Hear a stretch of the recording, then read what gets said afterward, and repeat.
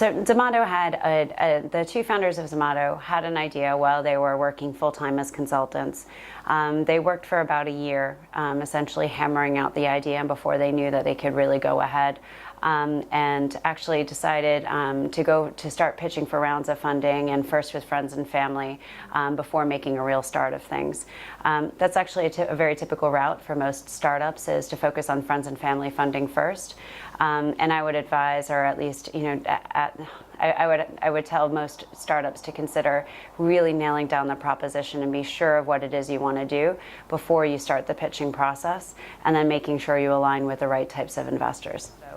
So at the time in India, there was a large e-commerce boom, but in particular around discounts. And the two founders were, when they were going through fundraising, were constantly being asked or told, we'll fund you and we'll fund this round if you consider changing your proposition to include promotions.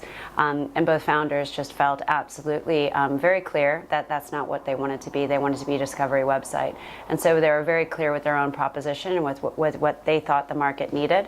And rather than aligning with investors who would give them the money but then change that proposition, they were very clear in their mind with what they wanted, and that's what they've gone to build. Anybody who's looking to raise funds, especially for the first time, should look at a 12 to 18-month horizon at the minimum, because the fundraising cycle can be quite long, can be quite arduous, and it can distract you from the business. So be really quite ambitious in the goals of what it is you need. Secondly, in looking for an investor, Zomato is actually quite lucky in first aligning with InfoEdge, because there's a group of people who had already built their own businesses, so they understood what it meant to take gut calls and practical calls and could give that practical advice.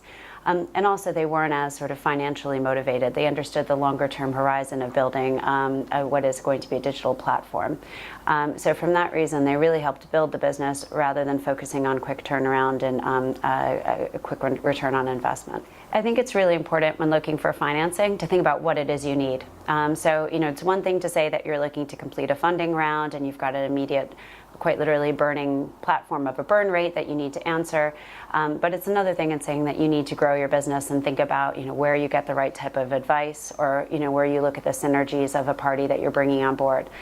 It's really important. These investors are going to be with you, imagine for 10 years. And the success of your business really hinges on, are you working together, or are you working against each other? So it's really quite important that you have the right rapport and you're looking for the right synergies when going for financing. So for three top tips for someone who's preparing a pitch for investors, I think the first is, number one, be very practical. At the end of the day, you need to answer a market need. Do you understand that market need better than anyone else? Can you articulate it better than anyone else? And have you found the right solution for it? That's the most important. So be very practical in how you approach that. The second is also be very honest. With these investors, they are used to seeing any overinflated numbers. They're used to seeing a lot of optimism, ambition, and really just be honest with where your weaknesses are or where you feel the challenges are in for you building your business, and that'll just strike a better rapport as well with the investor.